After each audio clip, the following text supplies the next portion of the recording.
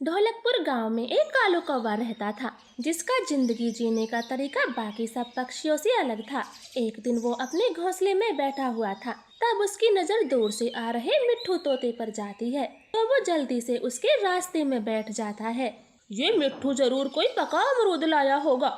आज इसका अमरूद खाकर मजा ही आ जाएगा। अरे सामने तो निकम्मा कालू कौवा बैठा है, यहीं से रास्ता बदल देता हूँ, वरना ये मेरा अमरूद छीन लेगा। ऐसे सोचकर मिट्ठू रास्ता बदल देता, लेकिन कौवा भी बहुत चालाक था। वो उसका पीछा करता है और उड़ते उड़ते मिट्ठू के घोंसले तक पहुँच जाता। कालू कौवे, तुम मेरे घोंसले में क्यों आए हो? चलो भागो यहाँ से। मिट्ठू, मैं तो तुम्हें कब से यह बताने की कोशिश कर रहा हूँ कि तेरा भाई आया था। तेरी भाभी ने तेरी माँ को बहुत मारा है, लाठी से सर फोड़ दिया, दोनों पंख जला दिए। बेचारी एक टूटे फूटे घोंसले में पड़ी है। क्या कहा? मेरी माँ के साथ इतना बुरा हुआ है? मुझे अभी जाना होगा। मिट्ठू जल्दी से अपनी उड़ान भरता है। वो एक ही पल उड़ा था, तभी उसे याद आता है, अरे मेरे भाई की तो अभी शादी भी नहीं हुई, इस कालू ने बुद्धू बनाया। ये सोचते ही वो वापस से अपने घोंसले में आता, लेकिन तब तक कालू कौवा वो अमरूद लेकर भाग चुका था। कितना रसीला अमरूद है, क्या फायदा इतनी मेहनत करके गर्मी में भोजन ढूंढने का, जब खाना इन टिड्डियों से फ्री में मिल जाता है। ऐसे ठाके लगाकर हंसता हुआ वो सारा अमरूद खा लेता है। उसका पेट भर जाता है। हाँ, अब थोड़ा मौज मस्ती करके आता हूँ, जंगल में क्या हालचाल है। फिर कालू कौवा लंबे सैर सपाटे पर निकल जाता है। तब उसकी नजर एक छोटी चिड़िया पर जाती। वो भारी भरकम गेहूं की फलियां लाद कर उड़े जा रही थी। अरे रुको रुको चिड़िया, जरा आराम तो कर लो, ये बोझा ढो ढो कर एक दिन मर जाओगी। कालू कौवे, अगर बोझा नहीं ढोंगी तो भूख से मर जाऊंगी। चिड़िया, ये इतना सारा दाना लेकर कहाँ जा रही हो? तुम चाहती तो अपना पेट भर के इसे फेंक देती और खाली हाथ मेरी तरह घूमती, प्रकृति का आनंद लेती, मगर नहीं, मेरे जैसी अकल तुम जैसे छोटे पक्षियों को नहीं आ सकती।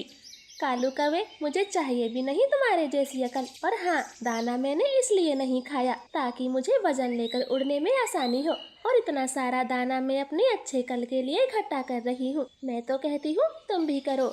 बेकार की सोच है, अपना तो एक ही वसूल है, जितना खाना है उतना खाओ, बाकी बचा फेंक दो। ऐसे बोलकर कालू कौवा उड़ जाता है। चिड़िया वापस से अपनी उड़ान भरती, और इसी तरह से कई महीने बीत गए थे।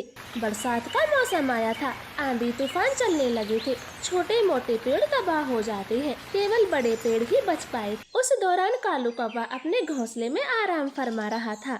हाँ, क्या मस्त हवा चल रही है, काश मैं ऐसे ही लेटा रहूं और कोई मेरे मुंह में अंगूर के रसीले रसीले दाने डाल दे, मजा ही आ जाएगा। कालू ठंडी ठंडी हवाओं का आनंद ले रहा था। तभी हवा तेज हो जाती है और घोंसले समेत ही वो जमीन पर आ गिरता, और तभी बारिश भी होने लगती है।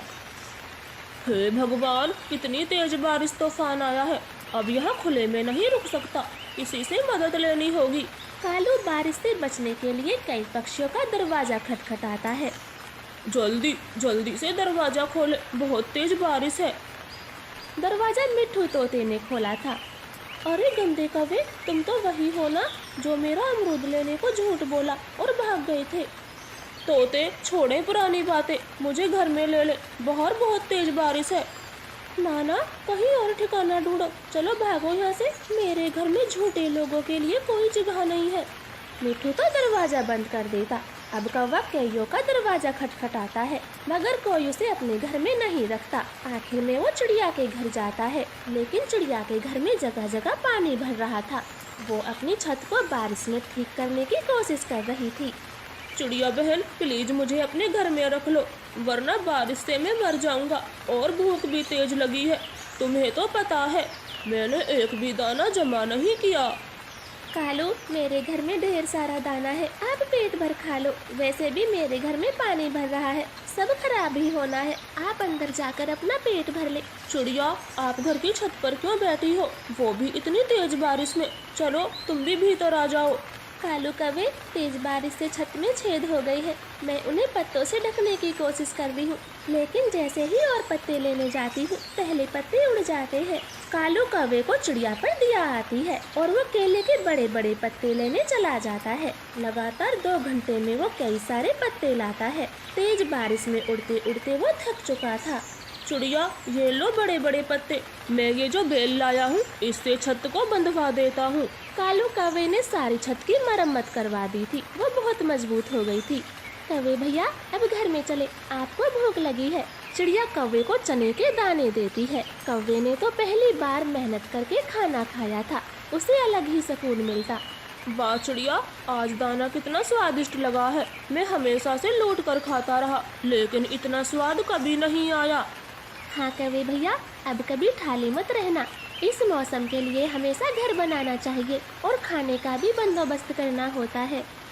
ऐसे आलसी कौवे को समझ आता है और वो ये बारिश चिड़िया के घर में सुकून से बिताता। मगर मन ही मन उसने अब फैसला कर लिया था कि आने वाले खराब मौसम के लिए वो सारी तैयारियां करेगा, जो एक सुखी जीवन जीने के लिए पर्याप्त होती है। तो प्यारे दोस्तों, प्लीज़ हमारी कहानी को लाइक और चैनल को सब्सक्राइब करें और हमें आगे बढ़ाएं। आपका धन्यवाद।